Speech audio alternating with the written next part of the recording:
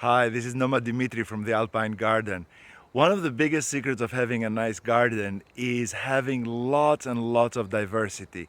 You want to have as many plants as possible so you can actually enjoy a bloom at every single season. So whatever the season is, somebody's popping out. We all know already that biodiversity is very good for the planet, and it's also very good for the garden. So what you want to do is find out in every part of your garden all the different flowers or plants that grow well together and mix them together. This way, if one of them fails, and believe me, in a garden, lots of flowers and plants often fail for a variety of reasons, diseases, pests, etc., etc. So if one of them fails, then you have the other one to rely on to give you color and beauty and take care of your ecosystem that you're building.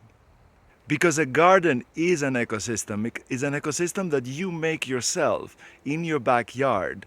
But it is like all the other ecosystems. It has its own characteristics and its own needs and its own habits and its own way of sustaining the various residents of the ecosystem, including yourself with all this beauty that you get out of your garden. This is true not only for flowers and ornamental plants, but also plants that you eat, like your vegetables. For example, right here, right next to the flowers that I showed you before, I'm sitting in front of an artichoke. There she is. She's just made her first artichoke, and there it is. There is the artichoke. Voila, here it is. And she just made her first artichokes, but she also happens to be a very, very beautiful plant. So she can actually grow next to flowers. In this particular case, because of the rocky environment, I wanted to combine it with something else that has dramatic big leaves and is edible. And I combined her with a zucchini plant. Here is the zucchini plant, and you can see right over here the flower, the zucchini flower is right here, and you can even see a new zucchini growing right here, right below the zucchini flower. So it's a beautiful plant. You can consider edible plants also as ornamentals. Not everything has to be either something that's a flower that's beautiful and something that's a vegetable that's ugly, but look at the foliage of this one. It's beautiful, so you can select things for both beauty and for deliciousness. Can everything be mixed together? Absolutely not. You have to know a few things about what can be planted next to something else, but a lot of those things you can figure out yourself. The way to figure them out is sometimes complicated, but sometimes also very easy and very reasonable. You just have to think and plan a little bit, do a little research and talk to other gardeners and see what the neighbors are growing as well. But not everything is difficult. There are things that will grow pretty much all over the place. Look at this agastache, for example. You can see that it's actually full of bees right now, buzzing right in front of my face practically. It's wonderful for your garden. It smells nice. The flowers look gorgeous, and you can just put a few seeds and it'll just be flowering all summer, and it'll come back next year and it'll be there for your grandchildren if you wanted to. And it's beautiful and it's easy. So not everything is difficult, not everything has to be studied and be complicated. Here's another example of something that is super easy to grow.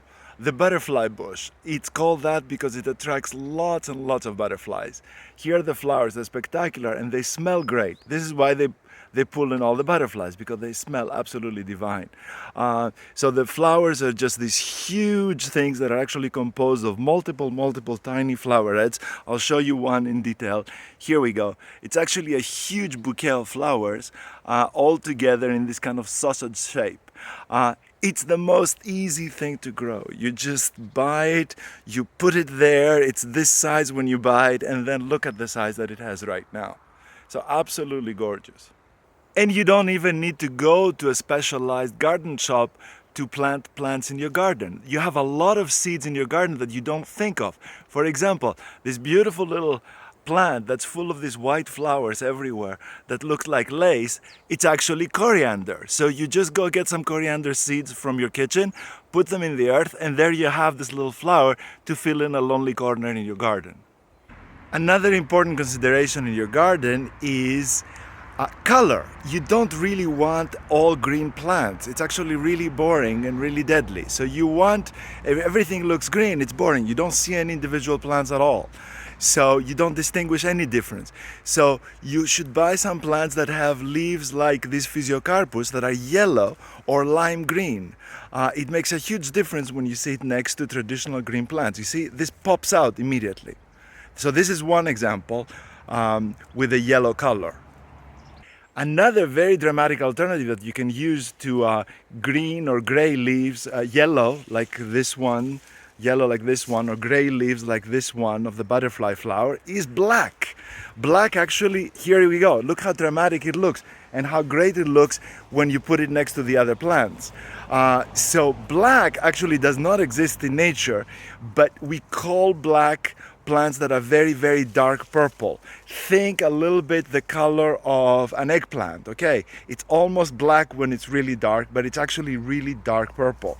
So a black touch in your garden is wonderful because it contrasts so nicely with all the green and the lighter colors, and it pops out in the landscape in a wonderful way. So definitely in your biodiverse garden, you should consider adding black. And of course white, or in this case variegated, which means very light color foliage that actually looks almost like flower. Is so pretty. This one is variegated, which in gardening jargon means two colors in the same plant. Look at that. Look how pretty it looks. You have both the white trim and of the leaves, and you have the green, the light green inside. It immediately pops out of the more traditional green garden plants. In a future video, we'll discuss other features of your biodiverse garden that will give it interest.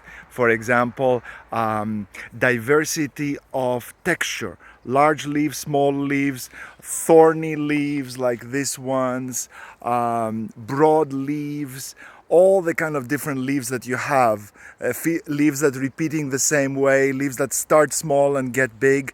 We're going to discuss all these features that can make your garden more diverse and beautiful. Just like when you see a video of a jungle and you say, oh my God, there's so many different things and they look so great and they're so lush and so various. How can I do that in my garden? Well, you can do that by adding all kinds of different textures of plants and different shapes.